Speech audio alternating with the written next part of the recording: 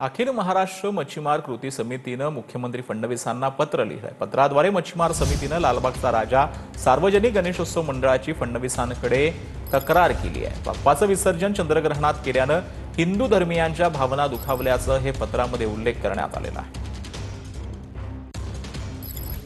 लालबागच्या राजाच्या विसर्जनामध्ये दिरंगाई झालेली आहे आणि त्या दिरंगाईमुळे अनेक हिंदू धार्मिकांचे भावना दुखावल्या गेलेल्या आहेत। कारण की हे विसर्जन सूतक काळात झालेलं आहे आणि त्याच्यामुळे ते भावना दुखावल्यामुळे एक तक्रार आम्ही आता मुख्यमंत्र्यांकडे ईमेलद्वारे केलेली आहे आणि त्याची सखोल चौकशी झाली पाहिजे आणि अशा गोष्टी ज्या आहेत, अशा ज्या बाबी आहेत ते पुढे भविष्यात घडले नाही पाहिजेत।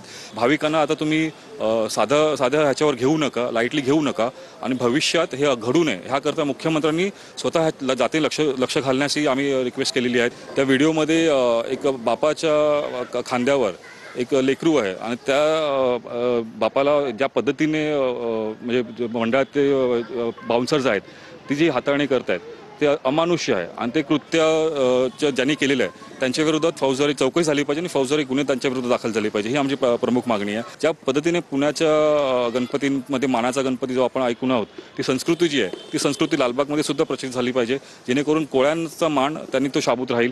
कोळ्यांचं एक सदस्यत्व त्या कमिटीवर असलं पाहिजे आणि विसर्जनाचा जो मान आहे तुम्ही किती ऑटोमेशन करा पण तो मान कोळ्यांनाच दिला पाहिजे, ही आमची प्रमुख मागणी आहे।